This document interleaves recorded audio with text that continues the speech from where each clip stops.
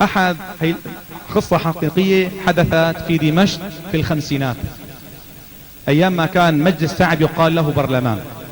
أحدهم يأتي إلى الوظيفة، شو هالمرة الله يرضى عليها، عم بحكي عن مرته، الله يخليها، الله يمد لي بعمره، والله يجمعني فيها بالدنيا وبالآخرة، والله طول ما قاعد ما عنده إلا مديح وإطراء وترضي عن زوجته.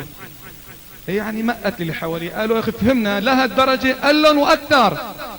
بمجرد ما ادخل الباب تكون باسنا شلحتني جاكيت، شلحتني جرابات، جابت لي المي، غسلت لي رجلي، واهلا وسهلا ابن عمي، وعملت لي وقامت لي وحطت.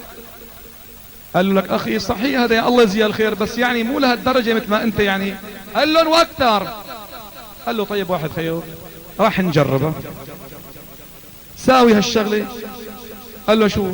قال له اليوم لما تروح على البيت، لما بتجي تفتح الباب، تفتح لك الباب وتهجم عليك اهلا وسهلا ابن عمي، خليك مبوزم، لا تهش ولا تهش.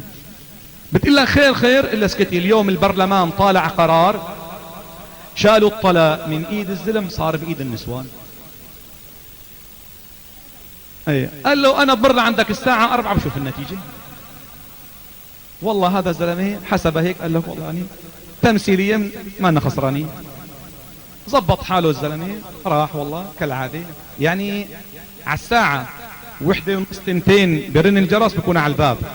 فتحت له الباب، الحمد لله على السلامة يا ابن عمي، الحمد لله على السلامة يا تاج راسي، اهلا وسهلا، تفضل تفضل كذا. هلا انقلعي هيك هيك مبوزمه ويعني خير خير ابن عمي، خير خير، شو القصة؟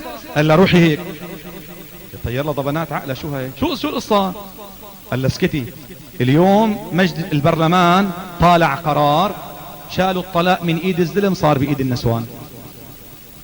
كانت جاي لعنده قامت بعدين. والله فات بدها على اساس زت حالها تشلحوا الجاكيت. دخل على البيت قعد، قال له بنت عمي هالجاكيت، قالت له ابن عمي حطه جنبك على الكرسي. والله عم يضحك، شرح الجاكيت حطه جنبه على اساس تيجي تشلحوا الجرابات. قال له ايه بنت عمي هالجرابات؟ ايه ابن عمي اشتحوا ليكن حطه جنبك على الصوفايه. هذا دفعه بقى بده يتابع التمثيليه، شرح جراباته. قال له والميات؟ قالت له ابن عمي ليكن الميات على المغسله، ليكن المغسله، قوم غسل رجليك هني. والله قام الزلمه غسل رجليه. قال له بدي اكل. يا ابن عمي ليك الاكل عندك بالمطبخ، حط جنبك على المجده وكون. قال له شو هذا؟ ليش هيك اليوم؟ بصير هيك؟ طلع عليها بالعالي. قالت له وينك؟ فتح عينك ها، بصير ما بصير طاقطي. حلفت عليه بالطلاق بالثلاثه. هذا عم يضحك، مشى التمثيلية، ظل قاعد بقى للساعة 4 وأذن الجرس رن. رفيقه اجا، اخذ عرفه رفيقه، جاب بشكير بشكير عفوا شرشف، تغطى بالشرشف وطلع فتح الباب. طلع رفيقه هيك، قال له ليش متغطي هيك؟ قال له اسكت انا بالعدة.